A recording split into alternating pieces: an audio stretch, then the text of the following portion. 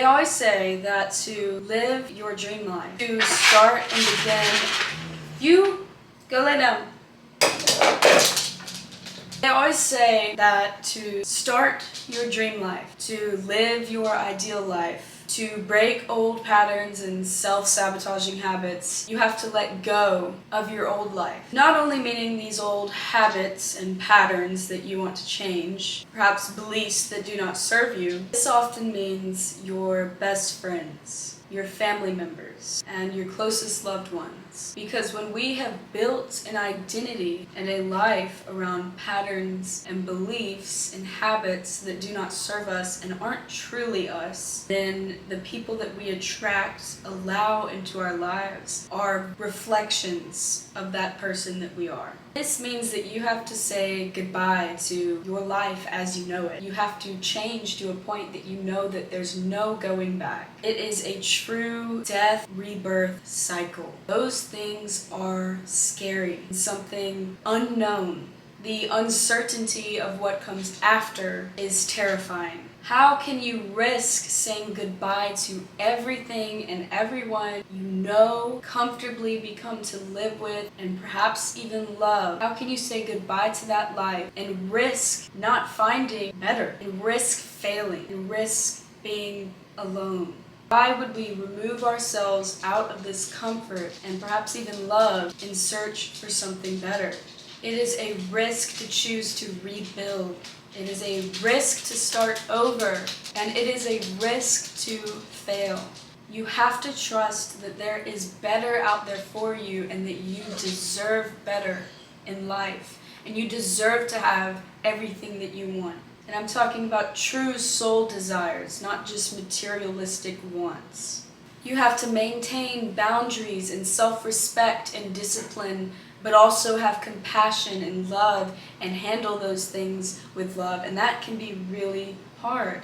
And we don't always do that. As terrifying as it is to rebuild, to start over, to not be great at something initially, to rebuild a life you love, or perhaps to experience a loss, these things are terrifying. But it is even worse to fail by not trying or playing small and never going after your dreams and your desires, and self-sabotaging a life of happiness and joy, abundance and prosperity, wealth. These things are often, if not always, started from your perspective, which is one of the main things in life we have control over. We cannot control our life situations and what happens to us, but we can control our perspective, and we can choose to be grateful and choose to have a perspective that serves us and not a self-victimizing mindset. Failure is inevitable, but you have to make sure you're failing for the right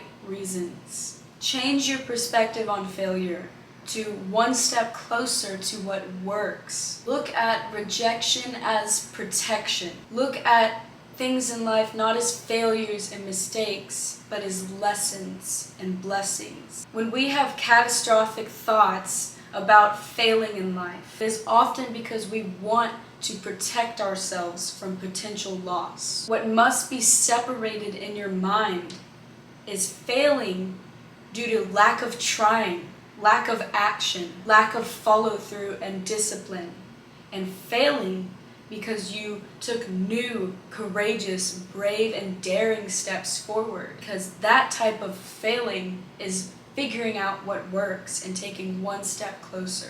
There's a big difference between that and failing because you're not being responsible and taking responsibility for your actions. This is not to shame anybody. I feel like many of us experience these types of feelings. It's just something to bring awareness to transmute and alchemize. And that's what I do on my channel, that's what I do online, my podcasts. This is why I make these things. So all of this, the reason it can feel so hard to try to achieve this dream life or this desired reality that you want to live in, that you feel like would make you happier. The reason you feel this disconnect and you feel like you can't bring it into this moment and live in the actions of that person and assume the role of that person you want to be right now and from then on, the reason it's so hard is because of these self-doubts. It's because of these beliefs. So the route to living this life that you desire is in bringing awareness and transmuting, alchemizing these things. It's scary when the old you, your old identity and who you are, your very identity in a metaphorical sense, dies and is gone. That is terrifying. It can feel terrifying. The unknown of what comes after can feel overwhelming and terrifying.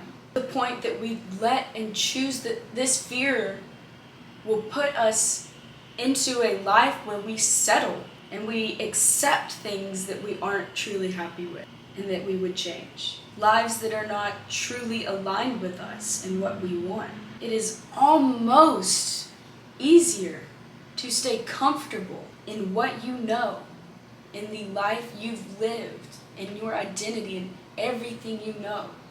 It is sometimes easier and more comfortable to stay there than to die, risk failing in pursuit of more. And oftentimes people don't do that because they feel that they do not deserve more. They're not worth more. They cannot achieve more. And whatever you believe about your life is true, for better or worse. And beliefs are in our control at the end of the day to change, to focus on. Be very, very careful of the beliefs you choose every day. What do you choose to believe about your life that is true? And I have to ask myself, from experience, is it truly comfortable to stay in those situations, stay in that life that doesn't quite fit right, like a shoe that just doesn't fit right?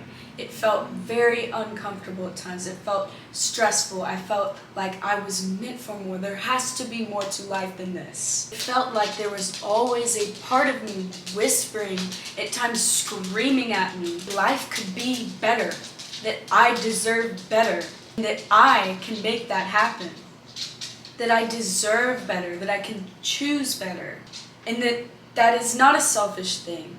That in allowing myself to live the life that I desire in a loving, compassionate way, and by taking action every day, no matter how small, courageously and bravely taking action towards that life, living in that life, embodying that life that I want to live every day. That is perhaps the best way that I could use and maximize my resources to help others and to help the world, my community, my friends, my family, the collective. Perhaps this was the best way for me to do that. So not only is self-sabotage self-destructive, I learned that it's selfish. It hurts those around you.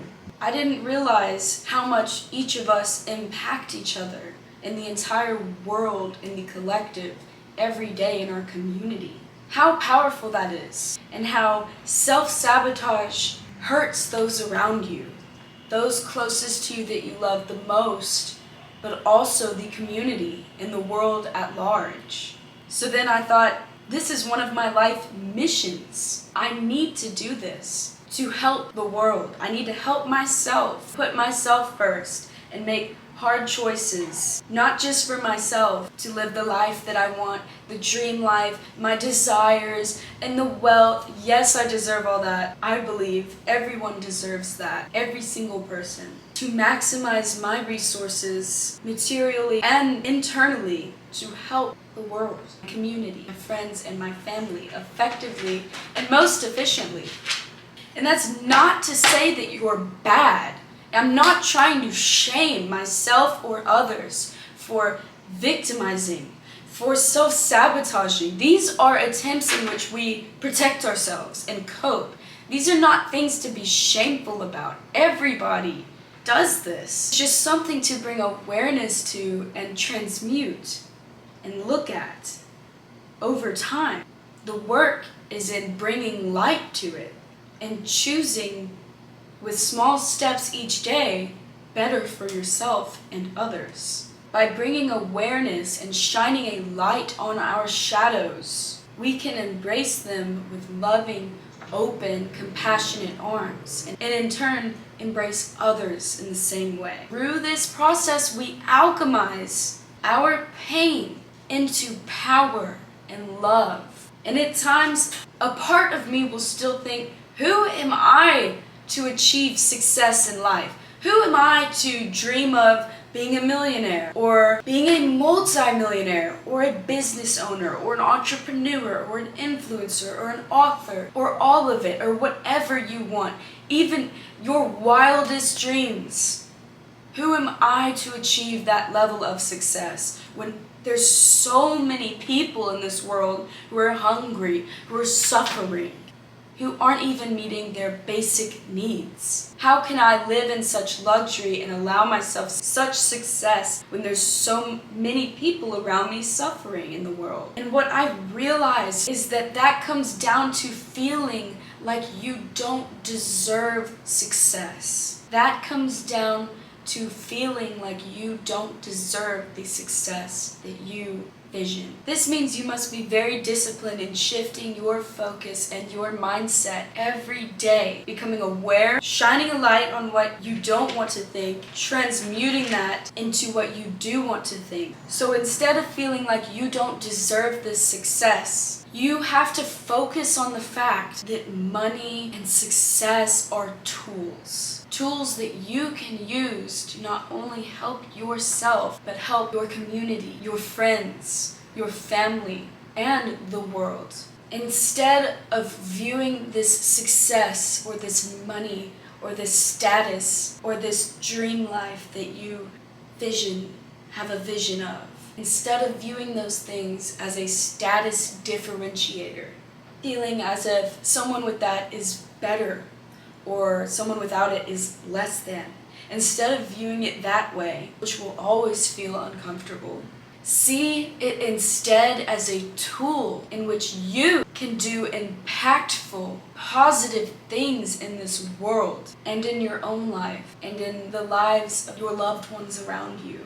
And in doing this, we are doing the work to save ourselves and in turn save the world. Thank you. I'll see y'all next time. Thank you. Been through a lot of pain. Some things are not the same as they were a year ago.